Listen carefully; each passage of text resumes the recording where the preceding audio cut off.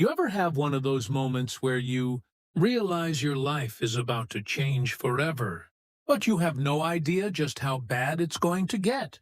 That was me the day I moved into Willow Creek Estates. I thought I was buying my dream home. I had no idea I was stepping into a nightmare, and it all started with my dog, Max. Let me tell you how the HOA president tried to steal my best friend and how I made him wish he'd never even heard my name. So picture this. It's a sunny Saturday morning. I'm standing in my new front yard, coffee in hand, watching Max chase a tennis ball across the grass. He's a golden retriever, the kind of dog that makes everyone smile. I just finished unpacking the last box. I was finally home. That's when I met him. Richard, the HOA president. He walked up with this fake smile, clipboard in hand, and a little too much cologne. He looked me up and down, then glanced at Max. "Nice dog," he said, but his eyes were cold. "Just make sure you read the HOA rules. We take them very seriously around here." I laughed it off. I mean, how bad could it be? I'd heard stories about strict HOAs, but I figured as long as I kept my lawn mowed and didn't throw wild parties, I'd be fine. I had no idea what was coming. The first letter showed up a week later. It was taped to my door, printed in bold letters. Violation, dog off leash. I stared at it, confused. Max had been in my fenced yard. I shrugged it off, figuring it was a mistake. But the letters kept coming. Violation, excessive barking. Violation, unapproved doghouse. Violation, dog waste not properly disposed. Each one more ridiculous than the last. I started to feel like I was being watched. One night, I caught Richard standing across the street, just staring at my house. When I walked outside, he turned and walked away without a word. I tried to talk to him. I tried to reason. But every conversation ended the same way. "Rules are rules," he'd say, with that smug little smile. It wasn't just the letters. Suddenly, my mailbox was dented. My trash cans were knocked over. Someone even left a bag of dog poop on my porch. I started to feel trapped in my own home. But the worst was yet to come. One afternoon, I came home from work, and Max was gone.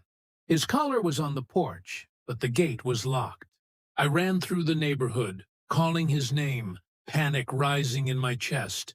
That's when I saw Richard, standing by his car, talking to animal control. Max was in the back of their van, barking and pawing at the window. "He's a nuisance," Richard said, not even looking at me. "He's been reported multiple times. He's not allowed here." I lost it. I begged the officer to let me take Max home. I showed him my adoption papers, my vet records, everything. But Richard just stood there, arms crossed, enjoying every second. That night, my house felt empty. I sat on the floor, holding Max's leash, and I made a promise. I was going to get my dog back, and I was going to make Richard pay. I started digging. I read every line of the HOA bylaws. I talked to neighbors, listened to their stories. Turns out, I wasn't the only one Richard had targeted. He'd fined people for having the wrong color flowers, for parking in their own driveways, even for kids' bikes left on the sidewalk. But here's the thing. Richard wasn't just a bully. He was sloppy. I found out he'd been using HOA funds to pay for his own landscaping. He'd approved his own home renovations without permits. He'd even threatened to foreclose on a single, Mom's house over a $50 fee. I started documenting everything, every letter, every conversation, every time I saw him lurking around my yard. I set up cameras. I kept a journal. I even recorded a meeting where he admitted to making an example out of me. I wasn't alone. I rallied the neighbors. We started a petition.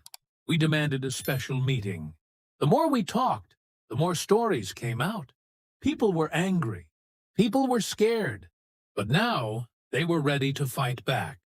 The night of the meeting, the clubhouse was packed. Richard sat at the front, looking nervous for the first time. I stood up, heart pounding, and laid out everything.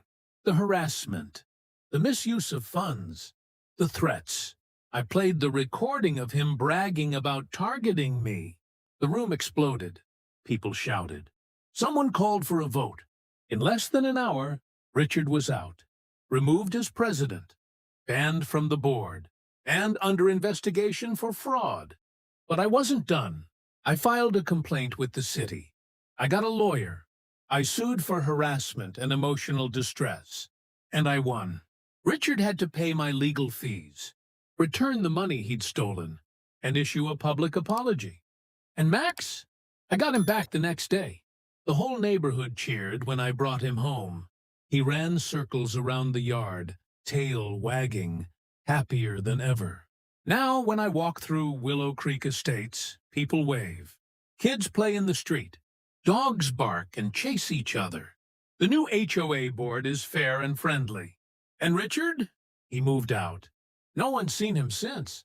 Sometimes I still find myself looking over my shoulder, half expecting another letter on my door. But then Max curls up next to me, and I remember I stood up for what was right. I fought back, and I won. So if you ever find yourself up against someone who thinks they can take what you love, remember this. Sometimes the best revenge is just refusing to back down. And sometimes it's making them regret ever messing with you in the first place.